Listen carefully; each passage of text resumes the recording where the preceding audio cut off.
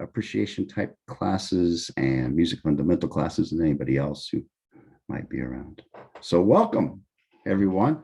This is Donato Cabrera, and he is the conductor of the California Symphony and of the Las Vegas Philharmonic, plus lots of other great conducting experiences on his resume. And I think I read, and you can tell me if I have this right, but the only person to ever have conducted the San Francisco Symphony, Ballet, and Opera. Is that correct, Donato?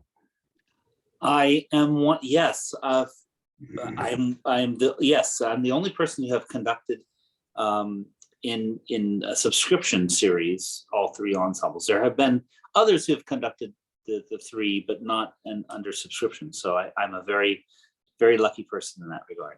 Yeah, that's amazing. And all for those of you who don't know, those are all top level groups, some of the best groups in the world. And so it's just a real pleasure having you here tonight. And thank you for giving your time. I've done this lecture series now for 3 semesters. And this semester has been around the music of Mexico. And it has all come together through the kindness of friends and strangers. And Donato, I haven't met you before, but I really appreciate that when I just sent you an email, you responded and said, yeah, I can do that. I'll give you a little bit of time on a Wednesday evening. I'm happy to talk about any chance all of artists, all of us can, as artists, we should, in my opinion, feel honored to share our love and passion with one another and with others. Yeah. Well, thank you. And so some of the students have been posting questions, and maybe just how about something very general, like, and this could be, however you'd like to approach it, but how does someone become a professional conductor? What is that process like? And maybe why you wanted to do that? Where was, what were your influences and those kinds of things? Well, just by way of introduction, musical introduction, I started playing piano. Piano was my first instrument, really because my grandmother was someone who could sit down. She was not a professional pianist by any stretch of the imagination. I don't come from a family of professional musicians per se, but my grandmother could sit down and gather the family around the piano after a Thanksgiving meal, a Christmas meal, and just sort of play any song that she loved. Again, she wasn't a professional. She sort of learned these pieces by ear. And I was just fascinated by two things. Number one, how could someone do that without music and just play this contraption with 88 keys, white and black keys? How was that possible? And then maybe even more importantly, how could this experience this oral experience bring so many people together in such a loving way? And this is really what compelled me to take piano lessons, sort of insist that I take piano lessons when I was, I think, 8 or 9. And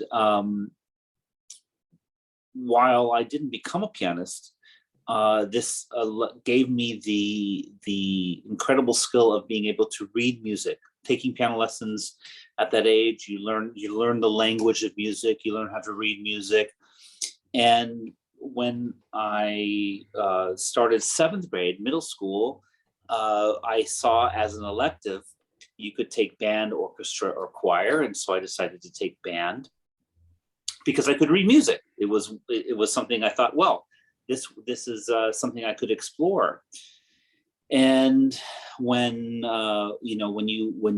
back in the day, when you take a band or orchestra at that age, you listen to recordings of the instruments that are being offered to you. And I love the sound of the French horn. And so I decided to choose the French horn as my instrument for band. And this became my main instrument. It was rather, in a way, fortuitous because, like oboe and bassoon, it becomes quickly a commodity. If you can actually play those instruments, you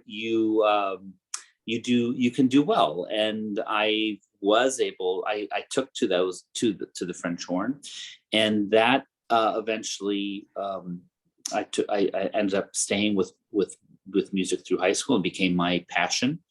And as a decent French horn player, upon graduation from high school, if you play your cards right, that allows you to get a pretty healthy scholarship to a lot of universities. So hint, hint. And so I took advantage of that, and I was a music education major. And my French horn professor, I grew up in Reno, Nevada, and I went to the University of Nevada, Reno. And my French horn professor was also the conductor of the university orchestra. And by the time I was that age, 18 or 19, I was totally obsessed with classical music and the idea of conducting, mainly because I wanted to become a good conductor, because I thought being a good conductor could help me to become a good music teacher, because I was a music education major. And so I asked my horn professor / university conductor if I could conduct an overture on the first concert of the fall semester of my sophomore year. And because I was going to a rather small university, and there were no graduate student conductors, he said yes.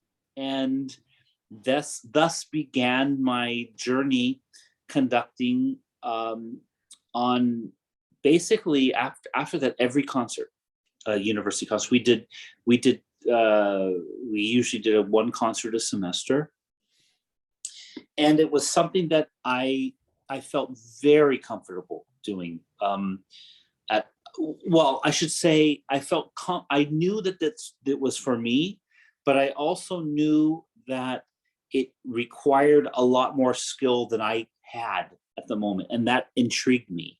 And it really helped me to want to become better as a conductor. And so one thing led to another, and I left Reno, went to University of Illinois for my master's degree. I started a doctorate at Indiana University, and then while there, I noticed that the Manhattan School of Music was beginning a conducting class for the very first time. I applied, and I was one of the two to be accepted. And moving to New York sort of started my career. So there's a lot more to that story, but Yeah. that's how I became that's sort of the kernel of how I became a conductor and why. I always think conductors who have experience playing an instrument in the ensemble are really have an understanding that you can tell immediately. And it sounds like you have spent a lot of time as a French horn player. I did, and that was certainly true. As I said, my French horn professor was also the university conductor, and he was such a good conductor. And my high school band director and he's still alive today, was such a great educator and conductor. I feel very lucky that I had great role models that inspired me to become a conductor for all of the right reasons, at least in my opinion, which is, to this day, I feel that conducting is primarily a role of an educator, whether I'm conducting the San Francisco Symphony or a youth orchestra. It is still my primary objective is to take a group of individuals from point A to point B and give them the necessary tools to do so, whether it's technical or through inspiration. Yeah. Well, what about maybe this for some students who aren't familiar with what conductors do? What is the role then of a professional conductor? We see you, of course, on the stage, on the podium. I think you conducting with a baton, and I think sometimes people get the idea that that's all there is to the job. Well, there is certainly a very important aspect of the job, which is to convey the essence of the music at a concert with your colleagues on stage, which is, I mean, really, in the end, that's what we're all here to do, which is to produce a successful concert. But the bulk of my responsibility and my job is really happens at the rehearsal. I've always said that a concert, and I mean this, and I truly believe this, that the concert should be a celebration of all of the hard work that we have put in together during these often, usually 4 rehearsals, 4 2.5-hour rehearsals, 10 hours of rehearsal time. And so what the audience sees is really the product of what we've all toiled to achieve during the rehearsal process. And my role as a conductor, my real responsibility is to get us all there, to get us to that point where we can successfully transmit and convey the emotional meaning of what is behind the notes that all of these composers have spent hours and months and years sometimes toiling over, and to create these great works of art. And the role of the conductor is to be the advocate for these incredible masterpieces and these often dead people, composers, the one person that's often not in the room during this process, the composer. But I've noticed, and I've watched particularly the California Symphony. I live in Oakland, and I see your programs all the time, and I've noticed that you have really branched out, and you perform a lot of works by living composers. Well, part of it is my belief that any art form, in order to remain relevant, in order to remain a living art form, is to, of course, celebrate and the pieces of art that we all know and love, the Mona Lisas of our world, but to also promote and showcase what is happening today in our art form. It has to be both. And this certainly has been my goal outside of the California Symphony. But all the California Symphony has a long tradition that has preceded me in showcasing new pieces since the outset, really, of the California Symphony's existence, and it's now approaching 30 years. There has been what's called the Young American Composer in Residence, which is a 3-year residency of an emerging composer, someone who's usually a couple of years out of graduate school or conservatory, where they get to not only premiere a new piece of music once a year with the California Symphony for 3 years, but to interact during over the course of the entire year with me and with the members of the orchestra. And that's what makes it unique, really, is that we have reading sessions of these emerging composers where they get to experiment and work with an orchestra and really hone their ability to communicate with their colleagues in the orchestra, which often they never have that opportunity when they're studying. And so that was well in place when I became music director.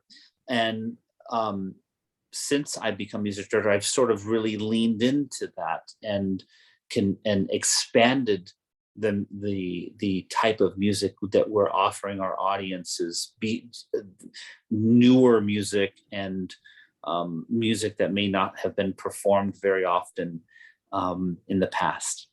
That's a really great point too that you make about the opportunity for a younger composer, or really any composer, to have the ability to work with a professional orchestra and to make changes and try some things. And I imagine that's part of the process with you and all of that. And those are really rare things to find. So that's a very cool thing that you do there. I think if there's any one profession in the music world that has even less exposure to the instrument of that we're supposed to be working with, it's composition, it's composers. You know, conductors frequently bemoan the fact that we have, as students and as when we first begin conducting, we never have the opportunity to really learn our craft in front of the in quote unquote instrument that we are supposed to be working with, which is the orchestra. And it's true. I mean, it takes a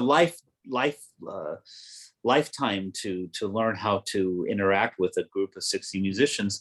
And if there's any one profession that even has less of an opportunity, it's composers. And the ironic thing is that they should probably have the most interaction with the instrument that they're writing for, and they have hardly any interaction. Well, we've been talking about the music of Mexico this semester, the classical music of Mexico, and we've had several guest lectures in, and I know you have conducted extensively in Mexico and have those experiences, and I'm sure you've conducted many Mexican composers. I wondered if you might speak a little bit about that, maybe both the conducting in Mexico and maybe, I don't know, maybe what composers you like or interesting things that you find, and maybe there's some new composers that out there we should be looking for. It's an interesting topic because I'm Mexican American. My father's family is from Mexico. My grandparents, my father's parents, were the first of their siblings to be born in the United States. Both of their older siblings had been born in Mexico, and we're now talking about a century ago, over 100 years ago. And so I was born in Pasadena, and my dad's family was mostly in El Sereno, which is East LA. And so in many ways, I have a very classic upbringing, in a sense. My father and his older brother had to learn Spanish in school because my grandparents did not speak Spanish to them in the attempt to, which was very predominant in the middle part of the 20th century, to assimilate as much as possible. And the language sadly was lost in just like that in one generation. And so while I'm very proud Mexican American, I basically have had to learn about my culture in the same way, except for the food, which I grew up eating of whenever I would go to visit my grandparents and my aunts and uncles in Los Angeles, except for the food. Culturally, I had to learn about Mexican culture like the rest of us. We never celebrated Dia de los Muertos. I didn't know anything about Dia de los Muertos growing up. And then when I moved from New York City back to San Francisco, and then eventually became the resident conductor of the San Francisco Symphony, I was asked, and for many years I conducted the very popular concerts at San Francisco Symphony, Dia de los Muertos. And it was because of these concerts that I learned the incredible, rich cultural, musical history that is in Mexico and the rest of not the rest, but in many parts of South America. And this has been really in the last decade. And it has opened up a universe of music, which I feel in many ways I'm still scratching the surface. During those 6 years that I conducted the Dia de los Muertos concert, I conducted incredible pieces by Mexican composers. Of course, Silvestre Revueltas being probably the most unique and fascinating composer. But there are many others, Moncayo, of course. And I should also say in my research, we didn't do any of this music, but the very first opera composed in North America by someone who was born in North America was performed in Mexico City in 1704. Wow. Think about that. A Mexican-born composer, and I'm sorry, we can easily look this up, but the composer's name escapes me. But an opera composed by someone born in North America was a Mexican composer, and this was performed in 1704 in Mexico City. So indeed, Mexican classical music predates music from the United States, or what would become the United States, far predates what's happening up here, as it were. I conducted in Oaxaca, the orchestra in Oaxaca, and the cathedral. In the archives of the cathedral, there is Gregorian chant from the 16th century, which is a very famous document of Gregorian chant that uses instruments from the local Indian tribes, because that's all they had. They didn't really have a full consort of viol de gambas and sackbuts and cornetos in the 16th century in Oaxaca. So they used the local native instruments, and this is one of the great examples of 16th century music, of Western 16th century music from Oaxaca. Yeah. And so the richness of the music that's available of Western music, is found in Mexico, not here in the United States. Yeah, so interesting. I was just in Oaxaca for a long weekend for Dia de los Muertos, and those cathedrals are gorgeous, just gorgeous buildings, and the celebration is amazing. And the music, music. Still to this day, music plays an integral role in societal functions in Mexico, especially in a place like Oaxaca. A wedding or a funeral or a quinceañera or any sort of public event, live music, often brass players and percussion, that is a must. It is. You would never do any of these events without a large band of live music makers, of live music. Just bands spilling out into the streets. Just an incredible thing. Well, I had talked earlier, something I didn't know, and I had watched a lecture you were talking about this a little bit, was the relationship that Carlos Chavez and Aaron Copland had, and the influences there from both. So it's really interesting that you mentioned that there is such a cross I don't know if we say cross-cultural, but is such a link between music of the United States and Mexico. I mean, You know, across the world. I think we just, I often say that I'm the music director, as you mentioned, I'm the music director of the Las Vegas Philharmonic. And I often say this, and I don't mean this to be mean to people who live there, but I think we forget. I often say this, that we forget that Las Vegas is a Spanish term, the Meadows, Yeah.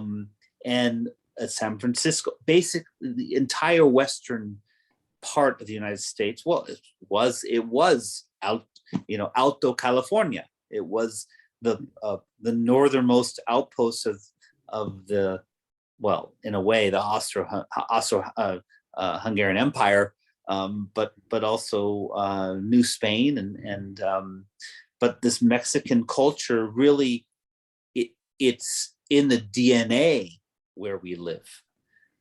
It's the bedrock by which this entire part of the United States is really founded.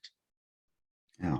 Yeah. Well, I want to let some students here ask questions, and other members that are here. Do I have any volunteers, or shall I call on a few people? Are there any volunteers? Okay, Jade, I saw a interesting question from you. Are you there? Yes. Go ahead, anytime. Hi, Donato. I was just wondering what fuels your creative leadership, and what is one thing you hope that your musicians and audience take away from your sound? Wonderful questions, Jade. Thank you. What fuels my creative leadership is really a passion to share this incredible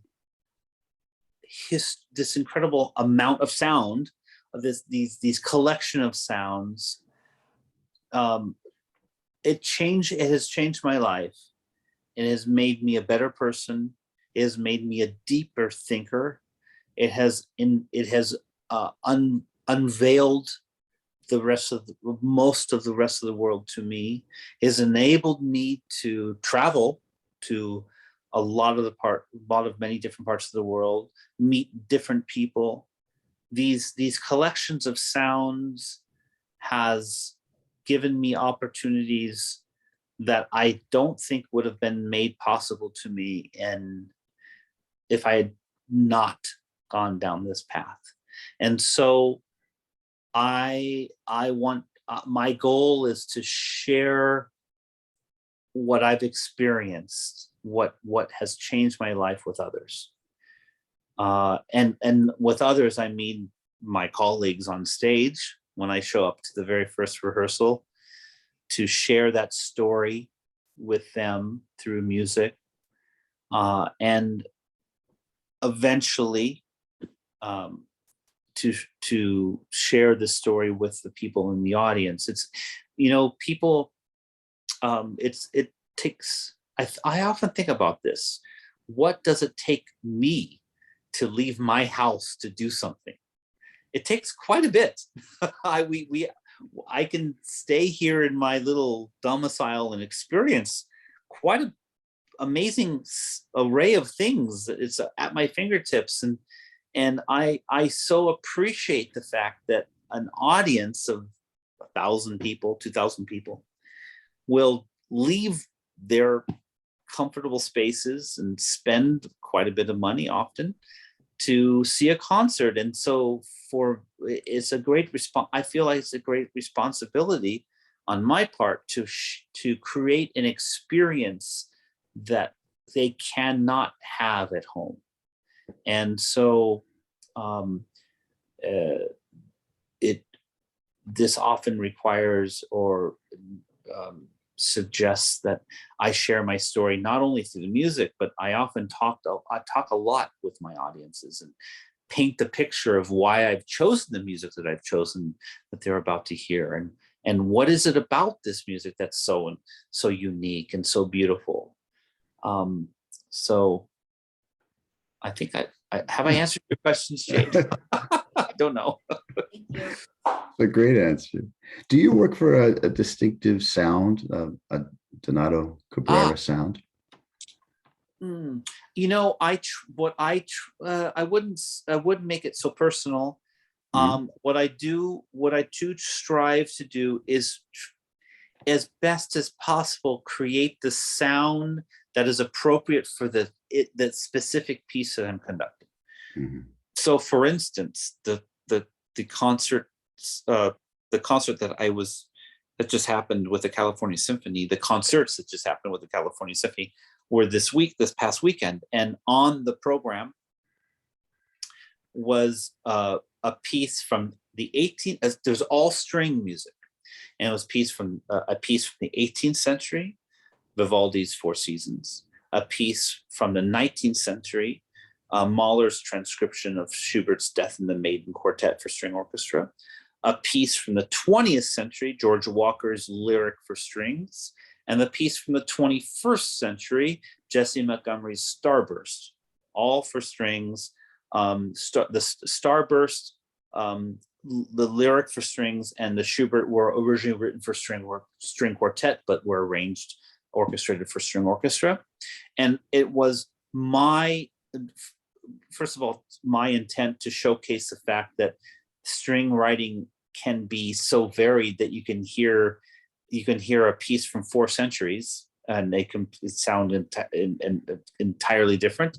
But you know, when Vivaldi was writing for strings, he also had this incredible thing called basso continuo, which can include a harpsichord and a chamber organ and this wonderful string instrument called the teorbo. And so I provided this basso continuo experience. It was important that we had this for the Vivaldi.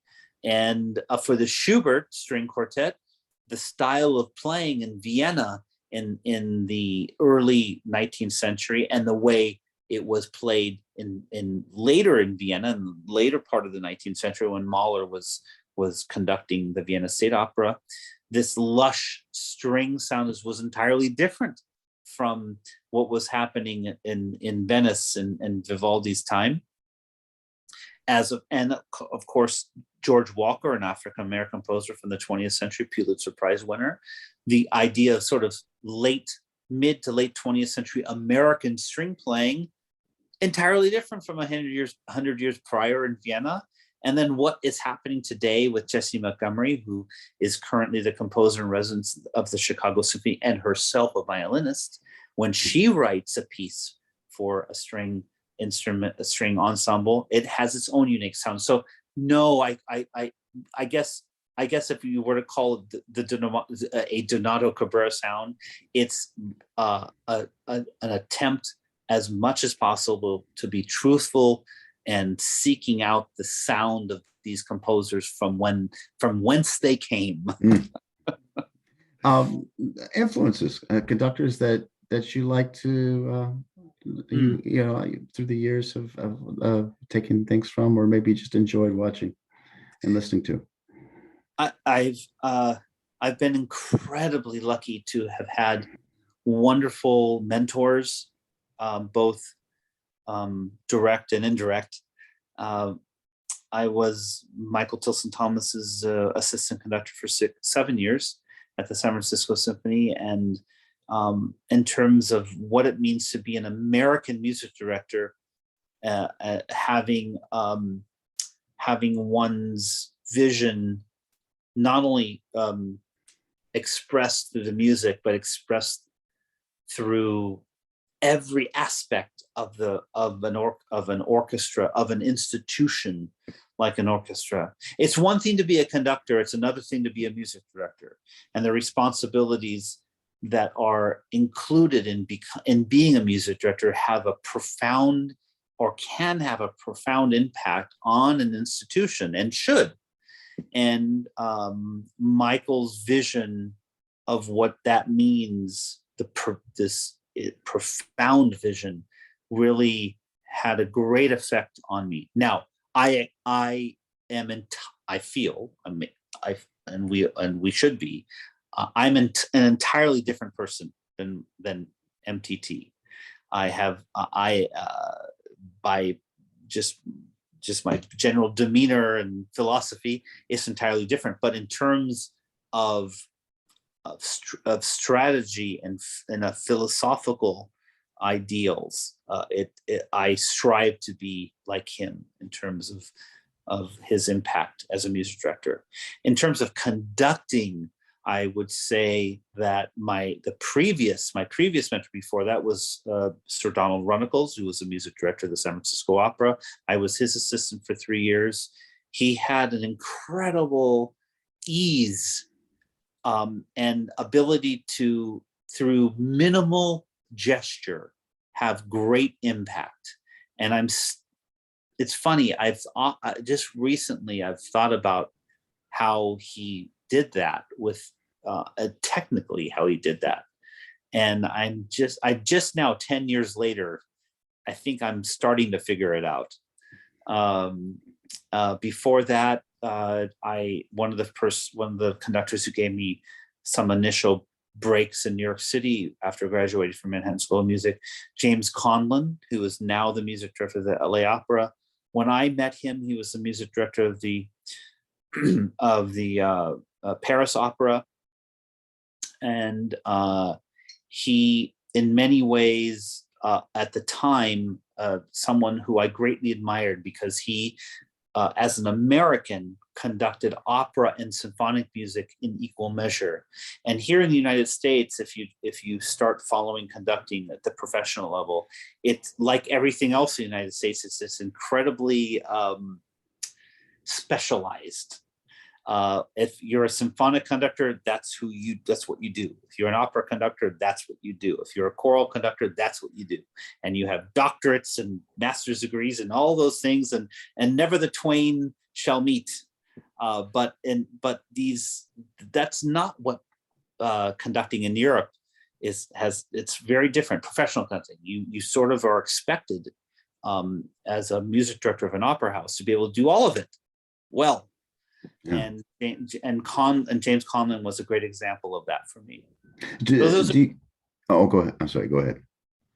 No, I'm not. So do you find a difference in conducting opera and ballet and symphonic orchestra and the way that you approach, the preparation, maybe what a performance looks like? The only difference between those things is the knowledge that is needed to do those things well. So with opera, and it's not about conducting, it's about the things around it. So when you conduct opera, you need to know, first and foremost, the text and the language. Not conducting the text and language, you need to know the text and language. And that is a lifetime of study. When you conduct ballet, you have to know the steps. You have to spend hours in ballet class at 8:30 they normally meet at 10 in the morning, ballet class, and you need to know every French term of all the steps that they're doing, and understand that on the page, the rhythms on the page are meant to enhance and to showcase the rhythm of the steps, and you can't do one without the other.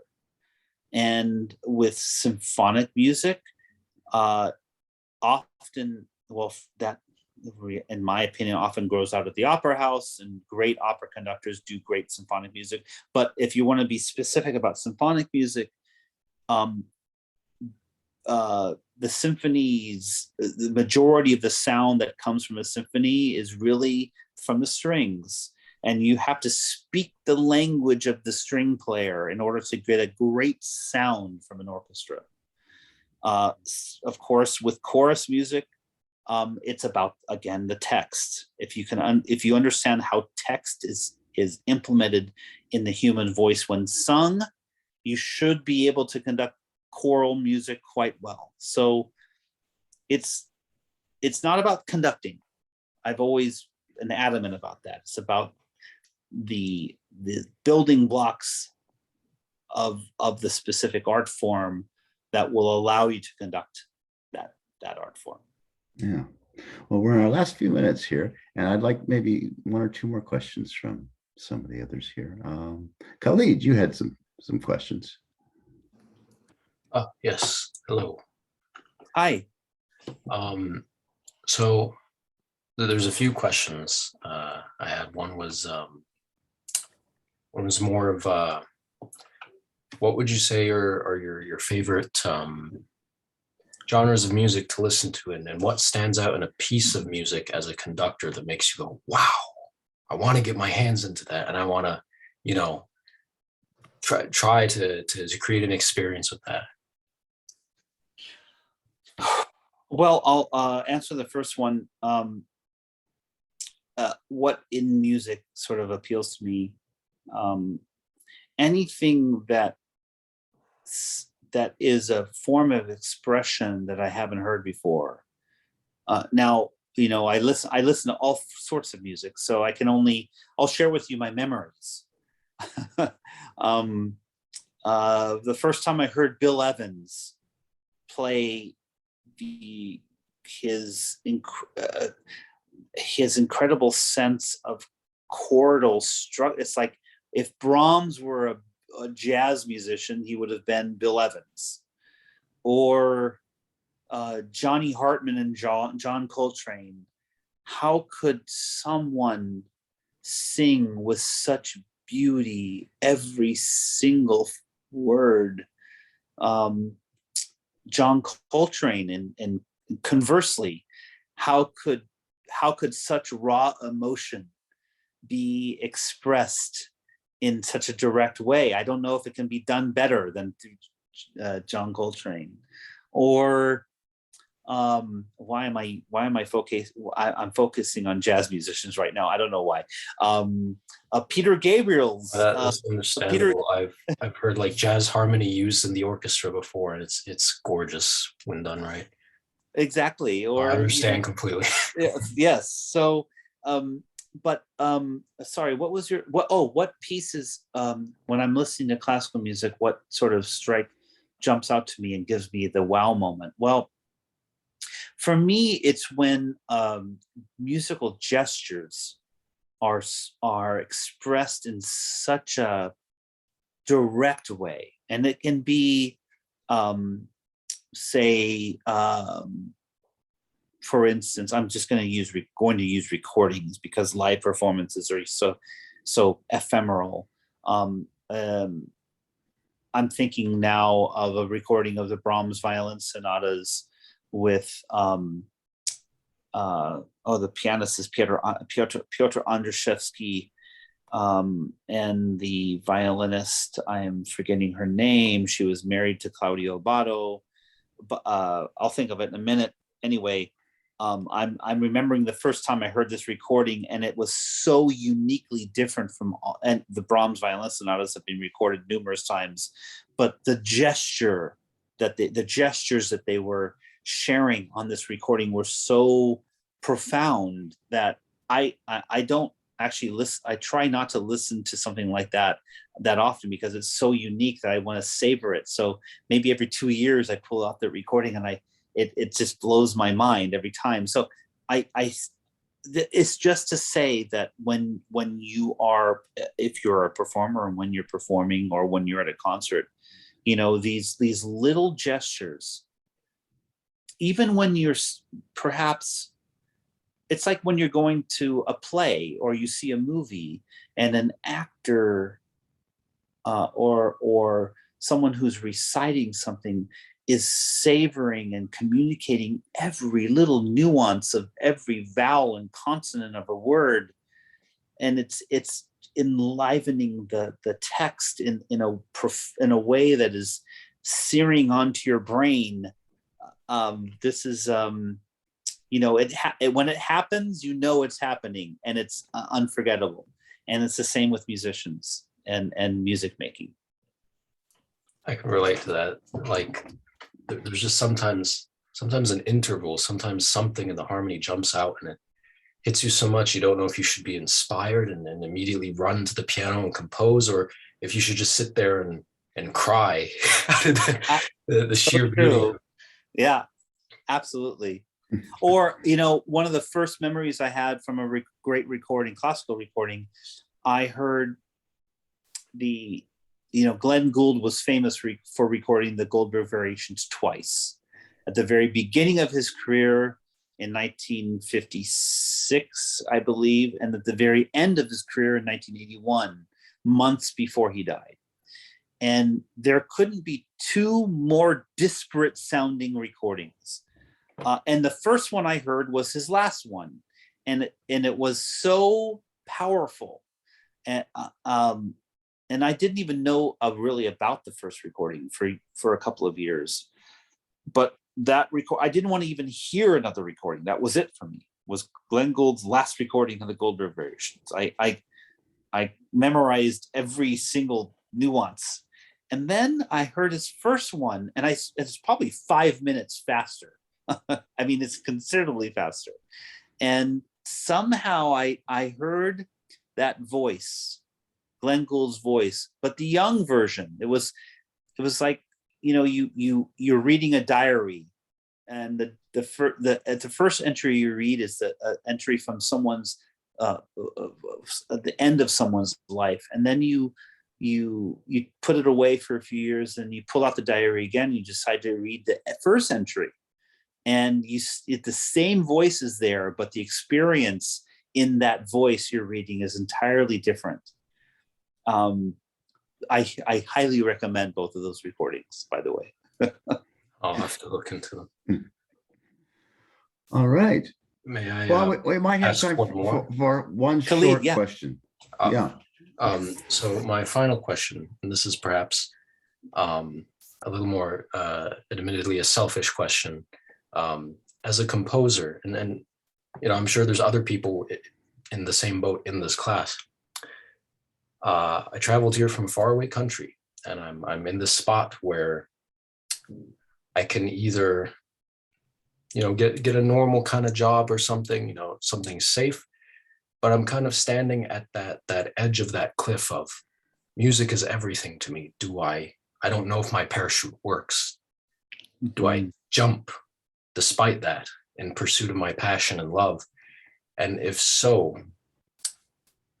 essentially what would be your recommendations or your life experience or your advice for aspiring artists that perhaps are willing to take the next step but don't know whether they should? Khalid, thank you for asking that question. And I will share, and in many ways, it's the most important question, because I don't know if I have an answer for you, but I will share with you my life experience. I grew up in a small town, smallish town, Reno, Nevada, which is about 4 hours from San Francisco. At the time, it was 250,000 people. I'm not from a family of musicians. I was this weird kid who got obsessed with classical music because I worked at a CD store. In fact, the name of the CD store was The CD Store. I was pushed out of Reno by the university professors because they thought I had this talent. I believed them. And so I then went to University of Illinois, got a master's. Then I was told that the top conducting school to get into was Peabody Conservatory. I applied, I didn't get in. I was devastated. So then as a backup, I applied and got into a doctoral program at Indiana University. I was there for a year. I hated it. There were 8 conducting students, and in one semester, I conducted the orchestra. There were, by the way, 6 orchestras at Indiana University. I conducted an orchestra for 15 minutes. That's how bad the conducting program was. I was despondent. So now I'm into, after leaving Reno, I'm into 3 years I pursued conducting. I was, as an undergrad, I knew I wouldn't be conductor. So now I'm into it for 8 years. Then I applied to the Manhattan School of Music for a 2-year artist diploma, moved to New York City. I do that. I make decent connections. I graduate from the Manhattan School of Music with no opportunities. I'm now in Manhattan, no work after 10 years of school, and thinking to myself, and my parent and my family also equally worried, what have I done? And with my hat in hand, I walk into the Metropolitan Opera gift shop, and guess what I'm doing after 10 years? I'm selling CDs.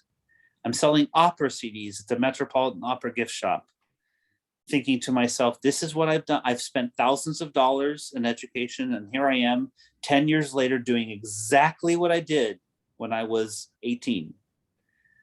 And while there feeling sorry for myself, a fellow student from the Indiana University walked in. She was a pianist. I conducted her graduate recital at Indiana. She had since become the assistant artistic administrator of Music Academy of the West, and she had just been in New York to take a meeting with Marilyn Horne. She was the music director of the Music Academy of the West in Santa Barbara, and Marilyn Horne told her, "Go back to Santa Barbara. We need and start an application process for an assistant conductor position because we need that. We need an assistant conductor for the opera." On her way to the airport, she stops. Marilyn Horne lived across the street from the Metropolitan Opera. On her way to the airport, she walks into the Metropolitan Opera gift shop, and she sees me back there, probably looking sullen and sad, and said, "What are you doing here, Donato?" I said, "I don't know. What am I doing here?" She said, "What are you doing next summer?" I said, "I don't know. I hope I'm not here." She said, "I think I have the perfect job for you." And I got that job. And I don't know if this is answering your question, but this is all to say that you may find yourself upon leaving school or leaving your studies, maybe not doing exactly what you thought you wanted to do, but don't give up on your dream, because you know, Philip Glass was a cab driver for many years in Manhattan. And it's not to say that you need to necessarily suffer like that, but or maybe cab driving wasn't suffering for Philip. Maybe he loved it. I don't know. I haven't talked to him about it. But I will tell you that in retrospect, I am so thankful that I had my clip-on tie and I had my name tag, and I was selling those CDs at the Metropolitan Opera gift shop. That's a I great find story. Thank Inspiring. you. That was it was a beautiful story. Yeah. So Donato, I thank you for answering my questions. thank you, Khalid, and thank you, Donato. We have come to the end of our time, and if all of you could do a little applause or a thumbs up or something as a gesture of thanks, I'm going to do this. And good luck to you and all of your endeavors, Maestro. And to you, thank you so much for inviting me. Thank you so much for those wonderful questions. Thank you so much for allowing me to share my story, and stay in touch. Stay in touch, please. Okay, thank you. Have a great evening. We need to ask him what his favorite dessert is, though. Oh, yeah, I have to ask you that because that's we have a code word that everybody has to I give love me. dessert. Okay, what is it currently? My go-to dessert, which is rather boring. I love vanilla bean ice cream with a little bit of fudge, but I also love pot de creme, like chocolate mousse. I love that. One of those are two of my go-tos. I will accept either one of those. Okay.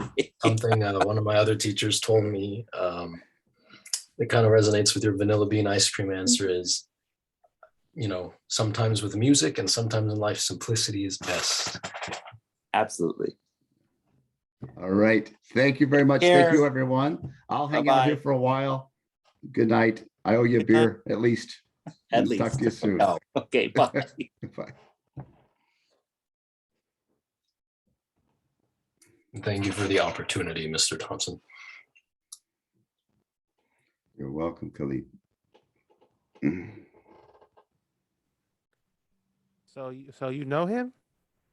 Oh, we just met. Okay, I thought you said you. I was like, you owe him a beer. I was like, you. Well, I offered him a beer when I Okay. asked him if he would do this. Got you. Oh man, it's too much.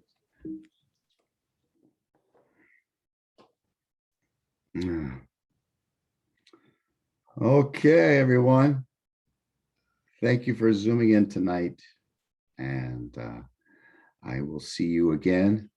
When is our next one? I think I need to look that up. Let's see. I believe it's next week, and then after that there will be another delay. I think, yeah, we're off the week of Thanksgiving. We have November 17th with Isaac Delgado, Vela, Nationalism and Mexican Muralism. That should be really interesting. So hope to see you all back then. Okay, good night, everyone. I had a quick question. Yeah. I wasn't able to hear your answer on this earlier, but will the written assignments, I'm in music 300, will the written assignments on the textbook be due at the end of the semester? Yeah, all the assignments in the textbook are due at the end of the semester. Remember that my course is set up on a point system. You're trying to gather enough points to get, well, you want 9,000 points because I think you want an A. And so do what you need to do to get that number of points. There are more points available in the course than necessary to get to 9,000, but. Oh, okay. So yeah. if you like do all the chapters and stuff like that, it'd be good. You should get for that. If you do all the chapters, that's like 7,000 points in there. And then, discussion boards, these kinds of things. All of that will push you over. And what does our final look like? No final. That's Okay. just. Yeah. Thank you. Have you seen Metallica S&M? Have I? Yeah. At the San Francisco Symphony? Mm-hmm. I've only seen clips. I've never seen it live. The I've never seen them live. second one or the original? I can't. I don't remember, but I know that. Has it only been twice that they performed with the orchestra? Because it seems like we've had them several times over here. And I may be wrong on that. Are you a Metallica fan?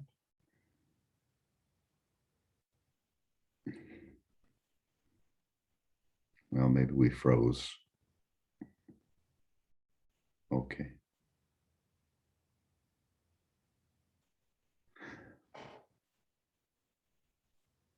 Hello, Dave and Jean.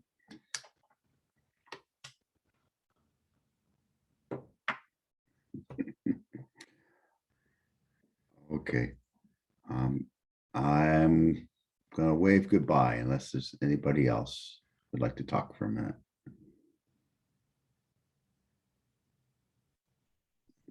Okay. Hope you're doing well, Dave and Jean. Miss seeing you guys. We're back in January. Talk to you later on.